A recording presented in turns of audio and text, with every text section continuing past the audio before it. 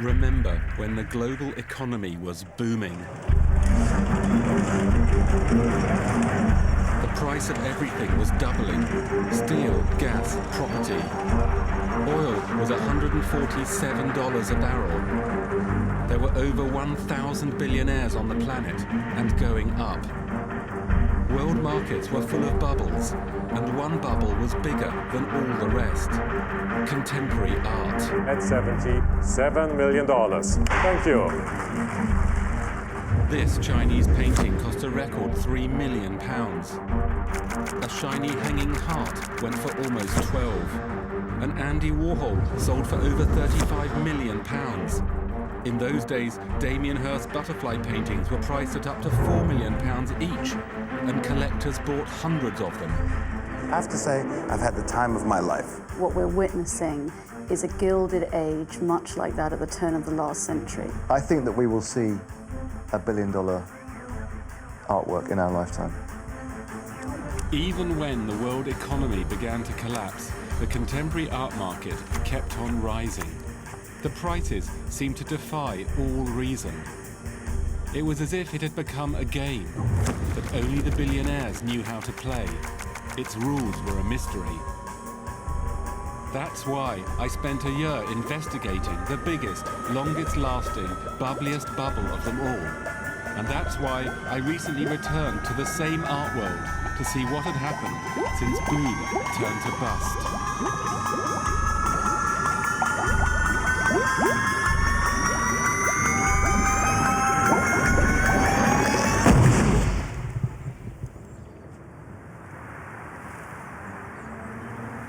My name is Ben Lewis, and this is my electric car. I've always liked contemporary art. At home I hang pictures on my walls and exhibition catalogues fill my shelves. But I'd always dreamt of driving a work of art.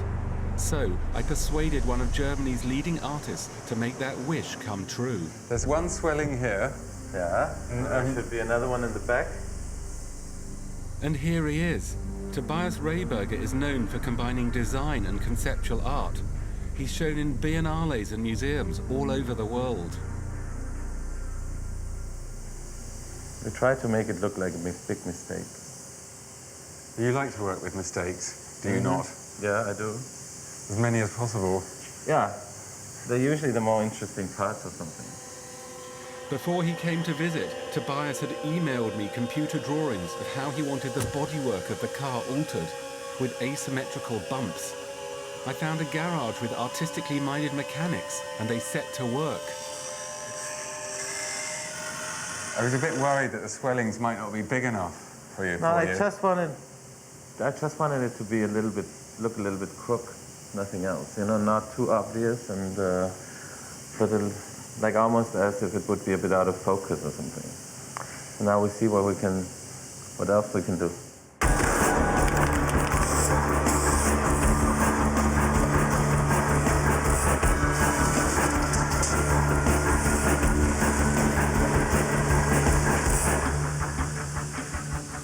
This was my idea of good art.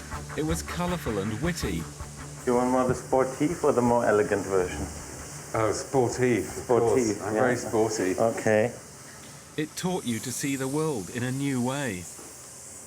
All these industrial products we're surrounded by, it's kind of boring and sad in a way, no? I mean, that's why people spray the ghetto blasters or, you know, to make it an object that's individual.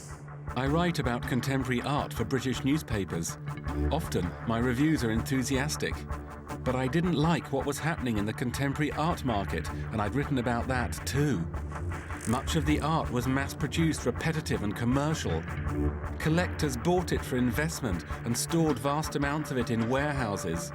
All you ever read about in newspapers was the new record prices. And the special privileges our society gave to art and artists were being exploited by some of the world's richest people to make yet more money. The best artists agreed with me. Yeah.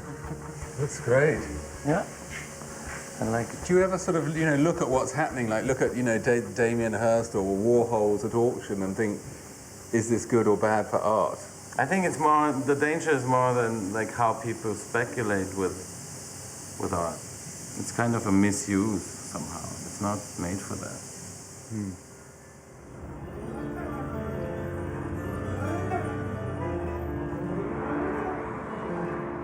Tobias had given me this work of art for free, but on one condition, that I didn't sell it. The art world is notoriously secretive, and I knew that it would be difficult to investigate it, but at least now I would blend in.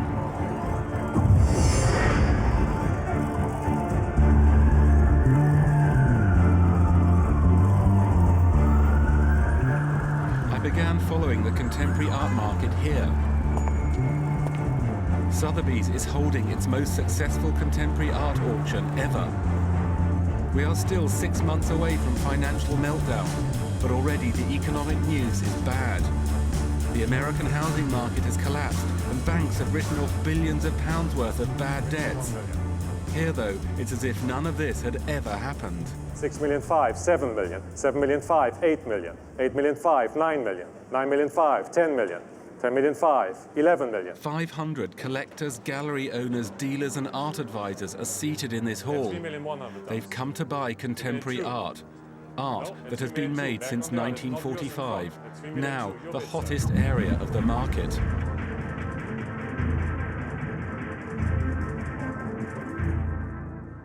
Contemporary art has a broad definition. It includes some of the great names of art of the last 50 years. Artists who are now dead and whose reputations are established, here at 1 million like 6, 1 million Rothko 7, and 1 million 7, 1 million and 8, 1 artists who are million still 9. alive and producing work like Damien Hirst and Jeff Koons. 1 million 9. Alive or dead, prices for all these artists have increased many times over. 9 and $1 million.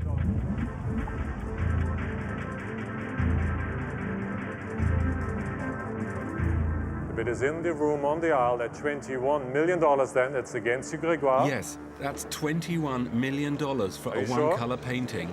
Are you Around sure? £11 million with fees. A lot, even when the colour's gold. Well spotted. The blue one's a bit cheaper, 15,500,000. and the pink one's a snip. Selling then for $4,200,000. Some buyers raise their hands to bid on the art for sale. 12 million. Others prefer to offer their millions anonymously over the phone via the auction house sales team. Just a month ago, the IMF announced that losses from the credit crunch would add up to £500 billion. That will prove to be a massive underestimate. But here, they appear to think the good times will never end. That is exactly the bid I wanted to see, and that's 642. Thank you.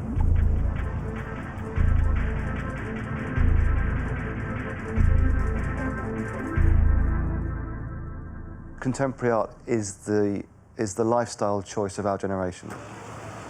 Don't you just love seeing where collectors live? Contemporary art also fits into the spaces that we now inhabit.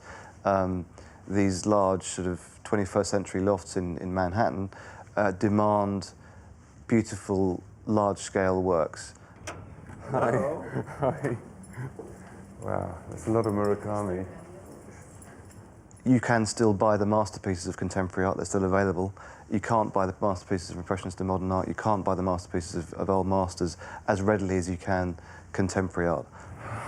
Wow. Buongiorno. So you have this whole series of things which have come together, and then you have a situation where there are some very great artists around. Questo sì, questo è inglese. Ah, di Damien. Damien, Glenn Brown,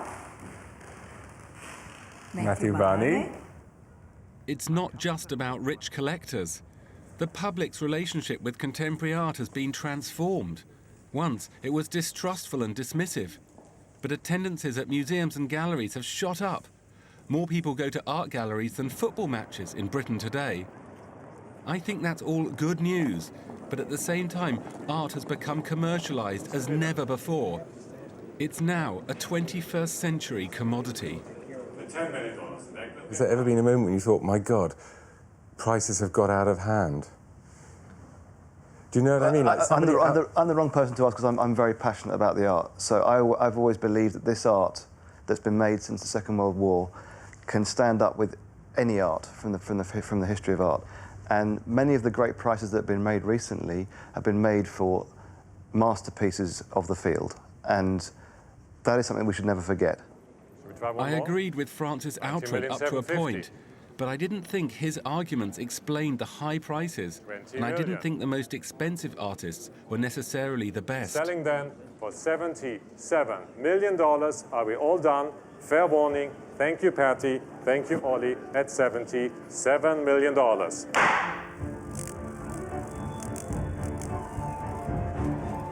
The incredible rise of contemporary art began 10 years ago.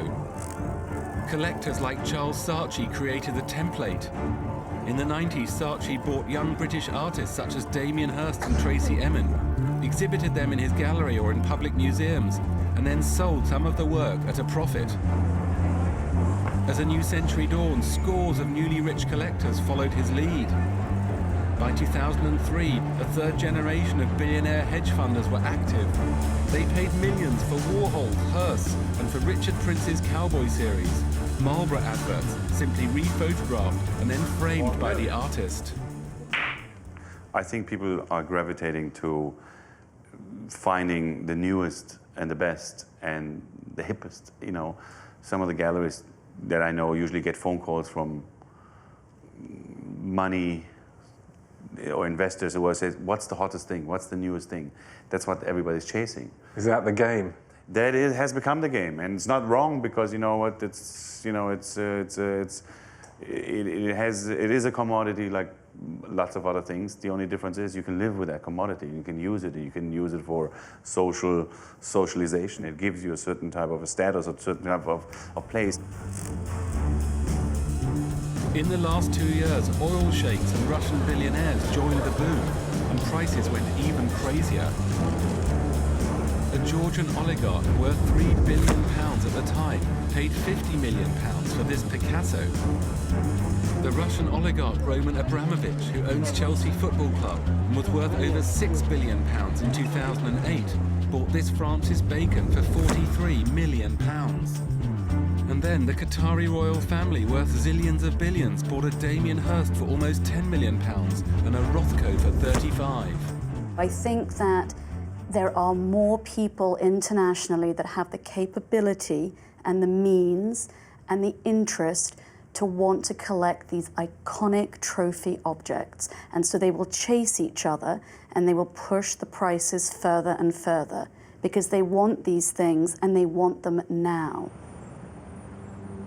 In 2008, the world economy began contracting under the impact of the credit crunch.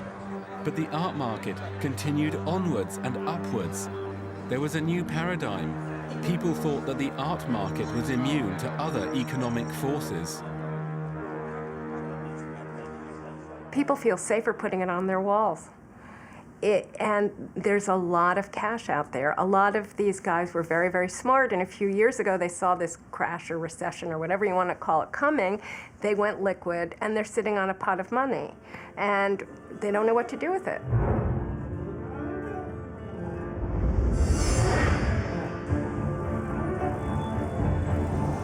There were people who thought there was more to the rocketing prices of contemporary art than all the new money and all the supposedly exciting artists. I'd come to New York to look at the way business was done in this world. Art market commentators said that strategies used by art dealers also played a role in the inflating values. It's your bid, sir, then, at $1,800,000. The bid is in front.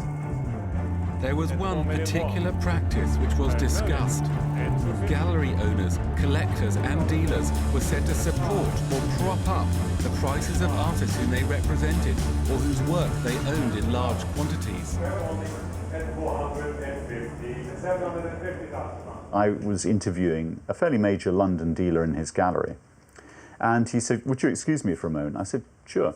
And he went over to the telephone, and he picked up the telephone and started speaking to a member of staff at an auction house. And there was an auction taking place in which one of the artists that he represents was coming up for sale.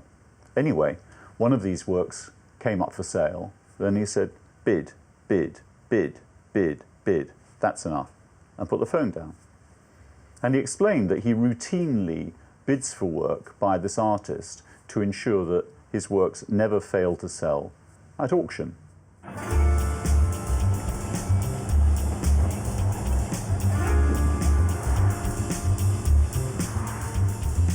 I decided to talk to some of the billionaire collectors about this practice. This is the apartment of Jose Mugrabi. He is the world's biggest Warhol dealer and owns 800 of them. He and his sons built up Warhol's fame and value in two different ways. Firstly, they lent work to scores of exhibitions around the world. But secondly, allegations have been made that they supported and even pushed up the prices of Warhols at auction. Jose Mugrabi had agreed to meet me to discuss this. How does one set a price level for an artist like Warhol? It's very simple. If you have a painting and you think the price is X 100, and there somebody pay 110, the price become 110. In this article, it says that you decided to leapfrog the price for jackies. We start to buy jackies at $30,000-$40,000. Right. And then we bought Jackie for hundreds, and we bought Jackie for 300, and we bought Jackie for 500, and we bought Jackie for 1 million, and we bought Jackie for 2 million. So, again, this is it. If the market at that moment was 2 million, so we paid 2 million. People say that also that you protect the prices of Warhols. Does that mean anything? Look, what you mean protect? I give you I'm telling you from the beginning that this is my favorite artist. This is my artist. This is something that I love. This is my passion. So what you mean protect the prices? I protect no one. I protect myself because I love the artist. You sure? The art market was more confusing than I thought. Jose Mugrabi seemed to agree he was propping up prices, but he said he was only doing that because he loved art so much. 872. Trying to investigate the art market was very tiring. That night I dreamt I was Jose Mugrabi. I was in his apartment and I was saying, why shouldn't I pay more for Warhols than the next guy if I want them that much? Then Marilyn spoke to me and she said, sometimes a man can have too much of a good thing.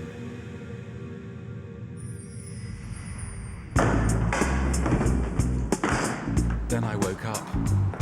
Tomorrow was another day. I had an appointment with Jose's son, Alberto, and another multi-millionaire collector, the New York property magnate, A.B. Rosen. They were in business together.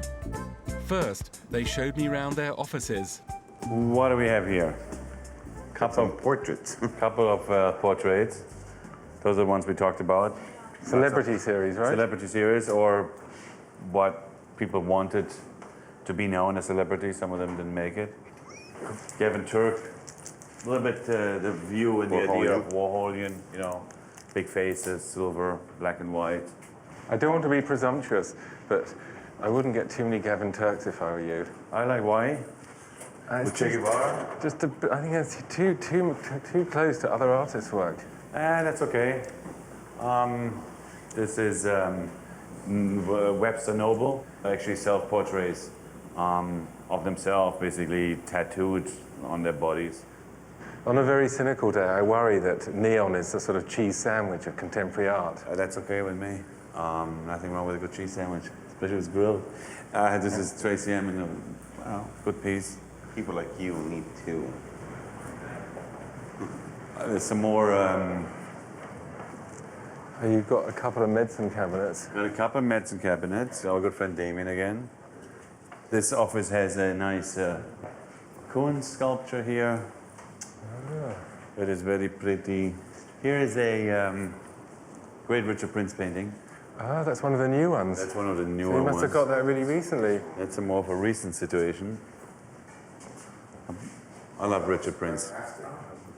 Great painter. This is a great painting. What do you like about this picture? I just love the lightness of it and the coloration and the forms and the hands and the legs. Come on, look at this. Look how great this is.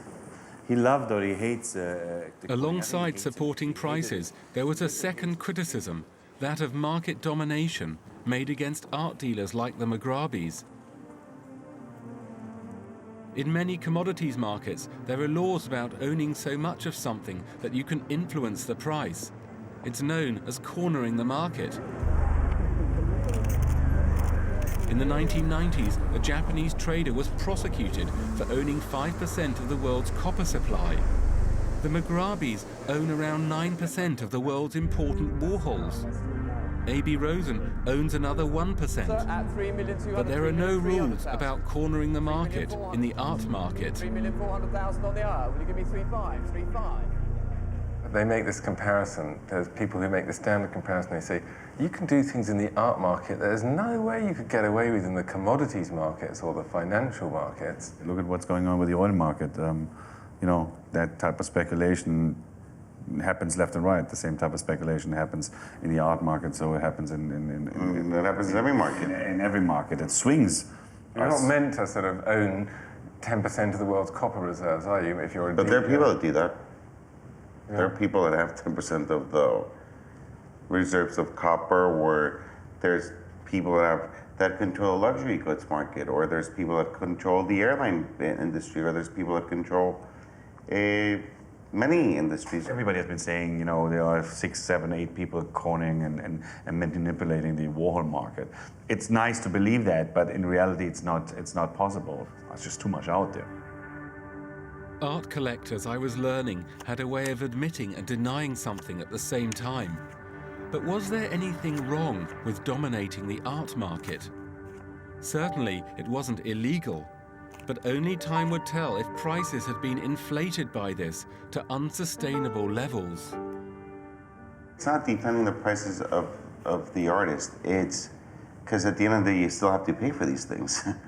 You know, so you can only defend and do things smartly. You don't want to go and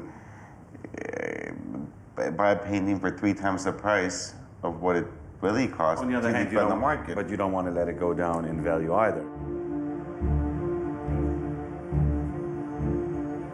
The auction houses were also playing their own part in the contemporary art bubble through their business practices. The art market had bubbled once before. This is Van Gogh's Irises. In 1987, this painting sold for a record price of £30 million.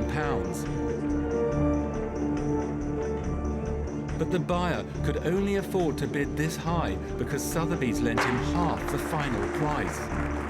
As a result of the controversy that followed, the New York State Assembly held an inquiry into the art market, and I am about to meet the man who led it. It had to do with the sale of the Van Gogh painting, The Irises, in which there was an Australian named Alan Bond who had about $25 million, a Japanese gentleman who had about $50 million, which meant that the painting should have sold for about $26 million. Sotheby's decided to lend Mr. Bond another $26 million, and the net result of that was a dramatic bubble in the cost and prices for French Impressionism. This bubble was created by a decision by Sotheby's to lend money to one of 2 bidders, and by so doing, knowing that it would raise the price, it struck me as unethical. 20 years on, Sotheby's and other auction houses still offer many kinds of credit. Sotheby's public filings show their lending doubled from 2005 to 2007. If the art world wasn't alarmed by this, the financial world was. In 2008, Sotheby's share price lost 80% of its value from its peak in October 2007. One investor had appeared on business television to talk about the Sotheby's stock he was selling. I'm short the shares of Sotheby's and have been for a while. Bid, yeah, which is pretty much on its lows here. So despite the happy talk about the auctions last week and coming up this week, the stock market's not buying it yet. Jim Chanos was a billionaire hedge funder famous for predicting the collapse of Enron. He was now taking out a short position on Sotheby's, which meant betting tens of millions on the fact that the art market was not doing as well as people said. I think the auction market is actually perhaps the most misleading aspect of all of the art market. The auction market is, shall we say, subject to certain manipulation. Well, you said that, I didn't. We began shorting Sotheby's really in late summer of '07, about a little over a year ago. Why? Well, I began to have, based on the fact that I'm involved in the art market, I began to have concerns that Sotheby's have become certainly more leveraged over the past handful of years. At a time, probably, as prices have gone higher, when they should have gotten less leverage. Chanos had a second criticism. He was suspicious of the auction house's practice of offering guarantees.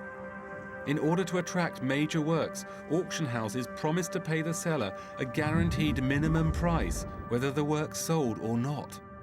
Sotheby's guarantees had increased sevenfold in only 2 years to almost £500 million by 2007. Chanos thought this was speculative and risky. Once Sotheby's got in the business of guaranteeing some certain amount of dollars to me, the seller, they suddenly began making judgments about the values of art. And that took them out of the realm of strictly being an agent. In fact, they are betting that prices will be higher. And that becomes dangerous, because then you become part of the system itself. Both Sotheby's and Christie's refused my requests for interviews to discuss this subject. Sotheby's wrote to me saying, "The frank bias, even contempt you have expressed about contemporary art, which is an important part of our business, is impossible to ignore. While it is your absolute right to produce a program as you wish, it is also Sotheby's absolute right not to assist you in your efforts." The problem that the auction houses have, in Sotheby's in particular, is that they stopped being agents and became principals again. And that is the classic problem in a bubble, whether it be real estate, art, stocks, in which we see traditional middlemen, like banks and brokers, for example, who suddenly decided to become hedge funds themselves. And we saw what trouble that got them into. By the end of July 2008, I knew that the contemporary art market was awash with credit and full of people who thought prices could go up forever. It was just like the UK's property market. Economists had a word for that kind of scenario: a bubble. The classic phase of a bubble is that people get, in the early stages, it develops a momentum of its own. And I think what happens is people get just excited by a rise in price. Excellent. It's $77 million then. One thing that drives a bubble is debt and leverage. The more people can borrow, the more they can defer the payment, the more they can afford to pay, and the more that drives up the price. And once the prices have been driven up, that creates a momentum and everyone wants to get on board. There is no shortage of these goods in the market, and that's another useful feature for a bubble. You couldn't have a bubble in Titian's, because Titian's only change hands once in a generation. Whereas if you have an artist like Warhol, whose legacy of tens of thousands of screen paintings, then of course they're coming to the market by the dozen. Most contemporary art is sold by dealers through their galleries or privately, rather than in public at auctions. But I was developing a theory of how the auction rooms were the key to the contemporary art bubble, and I wanted to run it past the top expert in the field. I had one more meeting in New York with the man who wrote the art world's most carefully read tip sheet, the bare facts. And the illusion is that the auction market is the real market. But that's an illusion, because it's easily manipulated.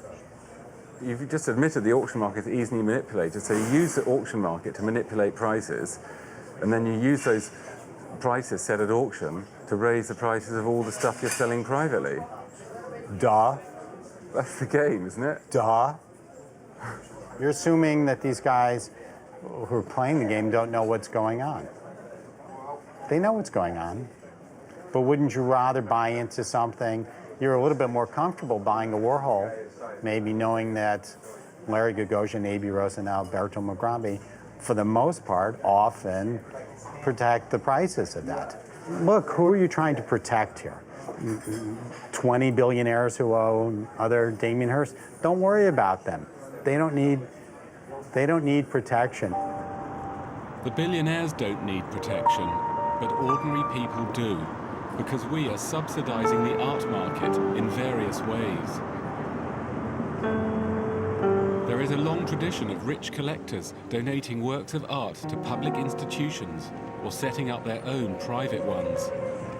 This is supposed to be an act of pure philanthropy. But in many countries, collectors who donate art to museums, even to their own personal ones, receive big tax breaks. And the money they save has to be made up by other taxpayers. In the States, you can deduct up to 30% of your gross income every year. You can shelter it from taxes by donating that an equivalent value. So let's say you earn $100 million and you donate $30 million worth of art to your private foundation in that year. You can reduce your taxable income down to $70 million. And if you're taxed at a 40% rate, you've saved a very substantial amount of money. You've saved $12 million in cash that you would otherwise have to pay to the government. There is also a long tradition of sponsorship of art events by banks and corporations. This has always been recognized as a mixture of charity, PR, and business. It's a good way for the sponsor to enhance their brand and to meet rich clients. But an investigation by the US authorities has revealed that one Swiss bank took this a step further. Billions and billions of dollars worth of US assets find their way into these secrecy tax havens, aided by banks, trust companies, accountants, lawyers, and others. At events it sponsored in America, including the art fair in Miami, UBS bankers had been quietly recruiting rich clients who wished to avoid American taxes. UBS opened 20,000 bank accounts for US citizens that were hidden from the eyes of their tax authorities. Swiss bankers regularly traveled to the United States to target US citizens for net new money, often traveling together to UBS-sponsored functions designed to attract wealthy potential clients, and carrying encrypted computers that allegedly even US customs agents could not read. The billionaires were effectively hijacking art history with all their money, and they were making a tidy profit out of it. Somebody has said to me recently, he said, well, at the end of the day, Ben, it's just rich people scamming each other. It's not a big deal. Frankly, I'm not interested in the argument we can sustain a dishonest system because it's rich people who are being dishonest. That goes back to the class and cultural condescension that I noticed across this whole community when we first got involved. Speculation, mass production, public exhibition, price protection, and a love for art all helped create the contemporary art bubble. But according to the rules of a bubble, there will always be a turning point when people stop buying and prices fall. If this happened in the art world, then auction houses like Sotheby's would be burdened with the debts from guarantees on works they couldn't sell. And dealers like the McGrabys would be saddled with large inventories of work from artists whose prices they were supporting. I think dealers are loaded with inventory. I think dealers have taken on a lot of debt. I think collectors have taken on a lot of debt. I think there's a lot more debt in the art system than people in the art market would like you to believe.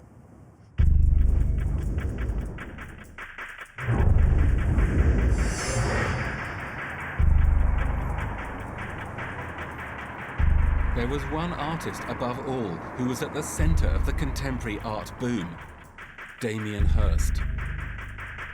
He made his name in the early 90s with his famous shark bought by Charles Saatchi. By 2007, he had at least 6 studios around the world where over 150 assistants made his work in series. Animals in formaldehyde, medicine cabinets, spin and spot paintings.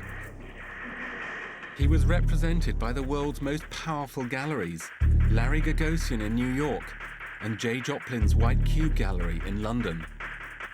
Damien is an artist who has really been at the centre of this contemporary art boom. It's his art that has inspired a lot of people to get out and look at contemporary art in general. It's exciting, and it throws and spins your head around, and it makes you question things, and it makes you question the way you look at things, and he makes you think about death, death, death all the time, but in a very exciting and novel and irreverent way.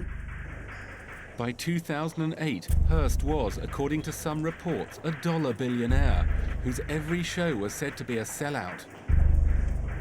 But behind the headlines, Hirst had not been as successful an artist as he appeared. In June of 2007, he exhibited a new work of art, the most expensive in history, with a price tag of £50 million. All summer, the gallery looked for buyers. Why didn't you spend £50 million on Damien Hirst's You diamond tried. encrusted skull? No, I tried buying the skull. You tried buying the skull? Absolutely. And it's something that I would have loved to have bought, or still love to have bought, because it's such an important piece in my opinion. And were you prepared to pay the full asking price? No. Otherwise, you would have ended up with it. No. But I had a number in mind that I would have bought it for, and we spoke to them seriously about it, but 35. 35 what? Million. What? Pounds. No, that's too. That we were thinking about a little less than that. In August 2007, Hirst Gallery and his business manager Frank Dunphy told journalists that they had sold the skull for its full asking price to a consortium of investors. But a year later, Dunphy revealed that he, the White Cube's owner Jay Joplin, and Damien Hirst himself still owned a controlling interest in this work of art. All three refused to participate in my documentary. Look, the art market is as transparent or as untransparent at certain times. And, you know, if you're an artist and you have a certain price that you're asking for a piece, and you don't have the takers, you'll create some sort of a story. In the financial markets, it's illegal to conceal the failure of a share issue or to disguise it with sales to front companies. In the 80s, employees of the British bank NatWest had been prosecuted for that in the Blue Arrow scandal. The first crack in the market, in my view, was the celebrated Damien Hirst diamond skull, a marquee piece marketed for an awful lot of money, £50 million, I believe, and then kind of quietly taken off the market with the view that it's sold, but it's sold to an investor group that included the artist, and you know, all these things smack to any observer of the securities market as a failed underwriting, if you will, where the inventory had to go back to the sellers in one way, shape, or form. The fact that the skull hadn't sold in its entirety to unconnected third-party collectors suggested that Hirst dealers had pushed his prices too high. There was other evidence too. In the course of making this documentary, I obtained an extraordinary internal document from a source at White Cube. It was a list of all the works of art by Damien Hirst available for sale at that gallery. There were hundreds of them. It looked like dynamite, and I decided to leak it to the press. This is amazing. This is pages and pages of document with prices. Have you ever seen a document like this before? No. I mean, I won't ask you how you got it, but I am very surprised that you have it, because this information is not information that is ever disclosed to anyone. The received wisdom is that, you know, there's a waiting list for artists such as Damien Hirst. That's the myth that we are always being told about, and clearly that is not the case. I mean, you know, adding up these prices, I think conservatively they're sitting on over £100 million worth of Hirst stock. The art newspaper ran with the leaked inventory on the front page. It turned out to be big news. The story was picked up by newspapers all over the world, from India to Germany to America. In Britain, the Sunday Times wrote about it and asked the White Cube Gallery to comment. I spoke to the head of press, who basically said, that's a complete lie, we sold everything. I then kind of left her to pause and take breath again. I say, well, are you actually categorically saying it's a complete lie? Because I'll quote you on that. She then said, well, no, let me get back to you. I then put in a call to Tim Marlowe, who's a head curator there. He initially also said, oh, that's bullshit or bollocks or whatever word he wanted to say, really. And then I said, look, Tim, we're running this story. All I need to know is what I'm saying completely wrong. And he kind of backtracks a bit. And Tim eventually came up with quite a clever little quote saying, we'd be delighted if we had that number of Hearsts unsold, i.e., in his terms, that means there's still a market out there.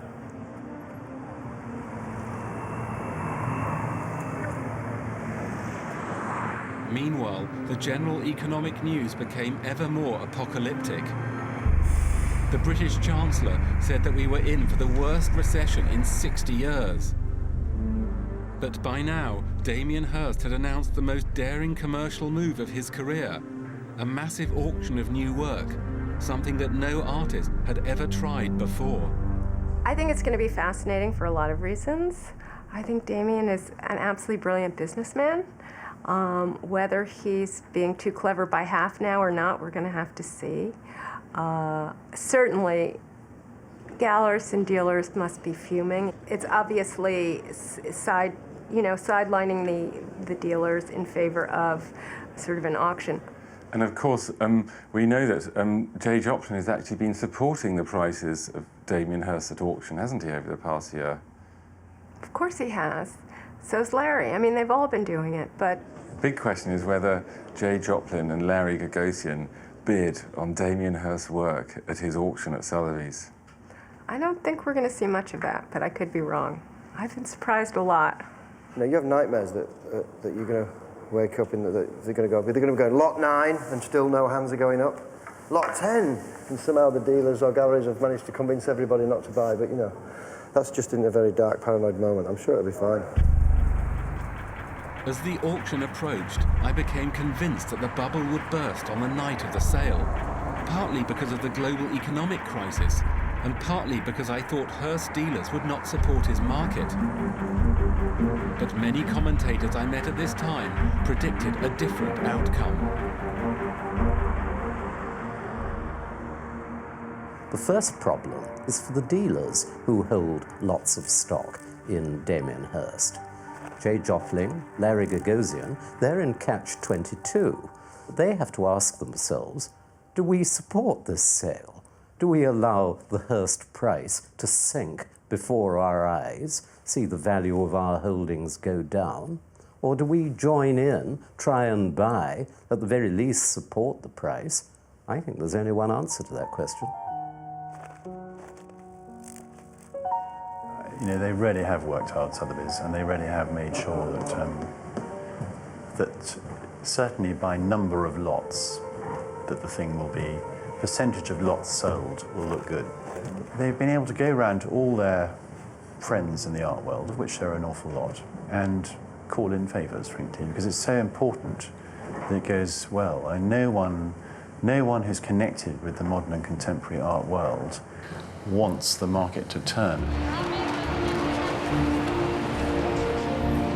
On the day of the auction, there were 2 important stories in one of London's daily newspapers. On the cover was the worst financial news since the 1930s. And inside was an article by me. Sotheby's didn't know I'd leaked the Hearst inventory, but they'd banned me from attending the auction in a professional capacity, citing my bias against contemporary art. So I waited outside. It'll be incredible.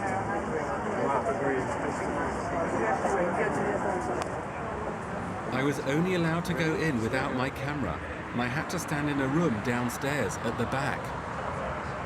I thought the auction would fail, given the appalling financial crisis we were in, but I was wrong. Every lot sold, often for way above its estimate.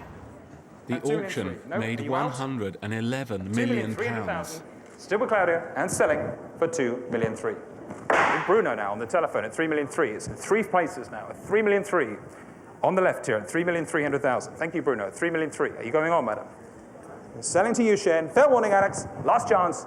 at 9 million too. Sold, congratulations. Thank you very much indeed. 8 million 5.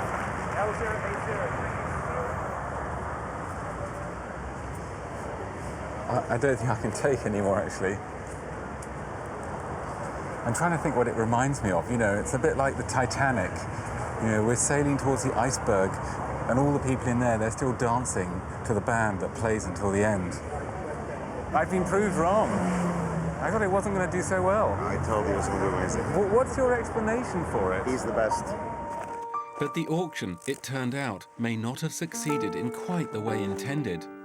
As Hirst and Sotheby's had hoped, over 30% of the buyers were new collectors. No wonder, at the end of a bubble, waves of inexperienced novices always try to jump on the bandwagon. But one of the aims of the auction was to show that Hirst could bypass his gallery dealers to sell a whole new body of work. And that wasn't quite what this auction proved. The Gagosian Gallery seemed to be bidding on about 5 or 6 works maximum. On the other hand, White Cube stated and confirmed that they bought 5 works for clients, as they said, and bid on another 20. And J. Jopling was a very keen bidder on the first lot in the sale. It was a spin and butterfly painting that was sold for a multiple of its estimate, and he was the buyer. So he got the sale off to a flying start.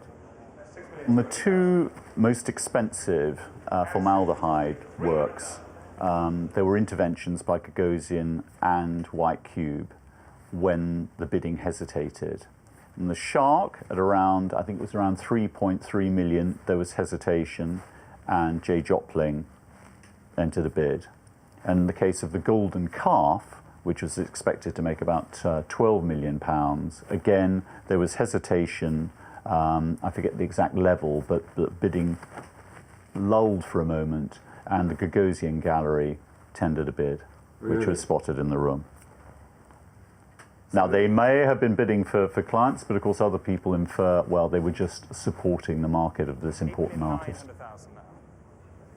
8,900,000, £9 million at £9 million here. We're sharing it. Damien Hirst has been absolutely brilliant because not only has he got 100% of the proceeds from the sale of these works, but he's managed, in certain cases, to get his dealer to actually pay him extra money to support his own market.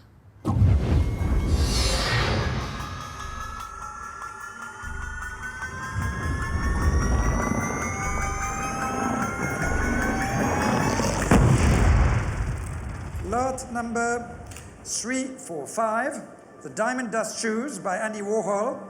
And we will start this at £190,000, 200,000 now, at 200,000. The bubble did not burst on the night of the Hirst sale, but it proved to be the last hurrah. The auctions in October and November were a disaster. Anymore at 220. All done. Last chance then at £220,000. When the auctioneer says passed, it means the lot has not sold.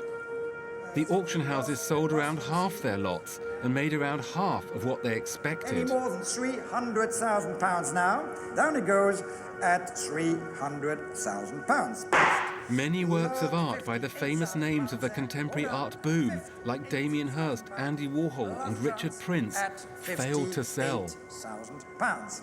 £3,200,000. Was it the end of an era tonight? No, my friend. It was the end of a bad sale.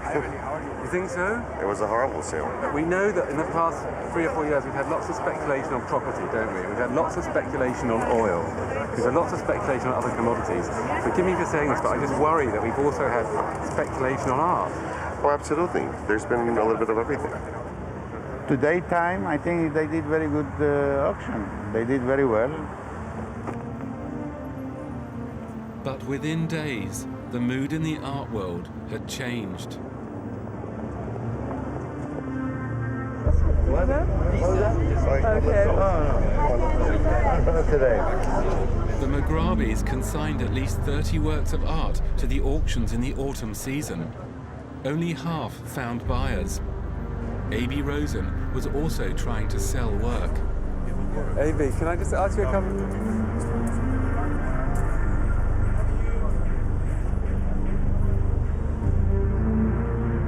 The news coming out of the contemporary art market got worse and worse. By the end of 2008, Sotheby's declared £60 million of losses.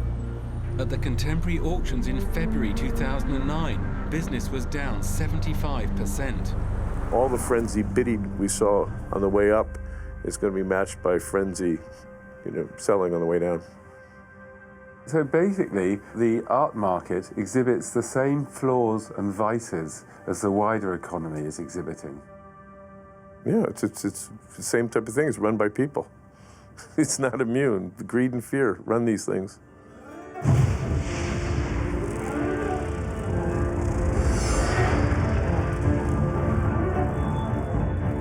I returned to the contemporary art market a year after the financial collapse. I wanted to find out what had been happening, and I had some appointments with some old friends. There had been plenty of bad news in 2009. The stock markets had been recovering since the spring, but there was no sign of recovery in prices for contemporary art. Galleries had slimmed down their staff, and the once crowded auction previews were now empty.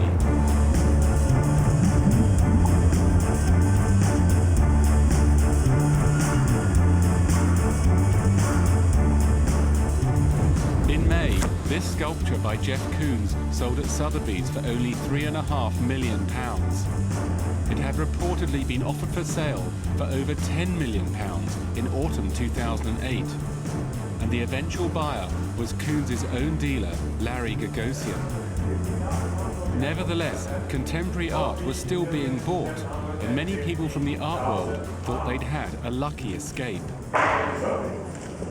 Do you think it's been a crash? Oh, correction, maybe a better term. Serious correction, but... 50% correction. Well, again, it's artist by artist. But a lot of the top names, like Damien Hirst and Jeff Koons, they've seen their prices plummet the furthest, haven't they? Well, if you were Richard Prince selling paintings at $7 million, a 80% correction down to $1 million, you can survive on that. What other industry has had maybe a 70% decline of revenue and is still surviving? It's pretty remarkable. But in order to survive, galleries and auction houses had changed the way they did business. London's biggest art fair, Frieze, still looked busy. There were over 150 galleries attending. I wanted to ask them how well they were doing, but I wasn't personally allowed to film inside. Still, one of my old contacts from the financial world had first-hand experience about the problems art dealers were now facing and their solutions. I think the dealer market is still in disarray. I think there's still a lot of inventory of questionable art. I think not a lot of it has moved. And I think transactions are getting more creative. I think that people are stretching out payments. Dealers are throwing in a free art piece, sort of buy two, get one free. And I've had offers like that. In October, I learned that the Damien Hirst auction had itself become an example of these new creative deals. All year long, art market journalists like myself struggled to find out how Sotheby's had made such a success of the sale. Are you going on, madam? Selling to you, share. Fair warning, Alex. Last chance at 9 million too. Sold, congratulations. I discovered that some buyers had been given unusually generous payment terms and had yet to complete their purchases. Did you buy work in the evening sale or the day sale? Both. Really? So big pieces? Big pieces. For several $1 million? Yeah. Really? Yeah. We got a special option to extend the payment plan. And did you have to renegotiate terms with Sotheby's after the auction? Just, no, later. We renegotiate much later and agreed with schedules. For a year or something? Yeah, approximately. The normal payment term for auction buyers is between 1 and 3 months. Yet at least one of them was given a special deal after the Hirst sale. But today is October the 6th. Presumably, if Sotheby's gave you a year to pay, you would have... No, we have a good schedule with them, good terms. So longer than a year even? Yeah, absolutely, yeah. Are you paying interest? No. Wow. In the months after the auction, Damien Hirst had closed down his studios making butterfly and spin paintings and sacked scores of his assistants. Now, he had just opened his first exhibition of paintings, which he had actually made in his own hand. It was a sign that the contemporary art market had changed fundamentally. Even those who thought the art market had been saved knew things would never be the same again. The most important art movement of the last 10 years, unfortunately, wasn't art, it was the art market. It wasn't the equivalent of pop art or minimal art or conceptual art. That the ism that happened in the first 10 years of the 21st century, unfortunately, was the art market. So now what's due? It's time for the artists to step up. And if something leads the art world and the art market out in the next 10 years, it better be the art. Yeah. Maybe they'll stop sort of gluing 20 butterflies on a piece of canvas painted the same color 1,000 times. Yeah, the idea that it was too easy. They had no risk involved. If I want to make an 80-foot golden penis that's got a video installation that can only be shown outdoors in edition of 9, you know, no one's going to put up with that anymore. The art world is divided about what the future holds. Some say that prices will eventually recover, others that they will never again reach the levels of May 2008, when I began my film. Some good things have come out of this craze. Art is now part of our lives more than it ever was before. Some of us even drive it round London.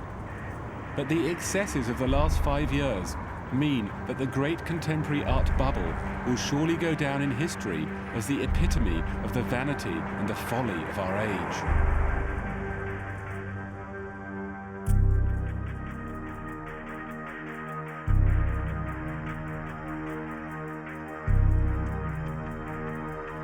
The art newspaper story was a spectacular scoop.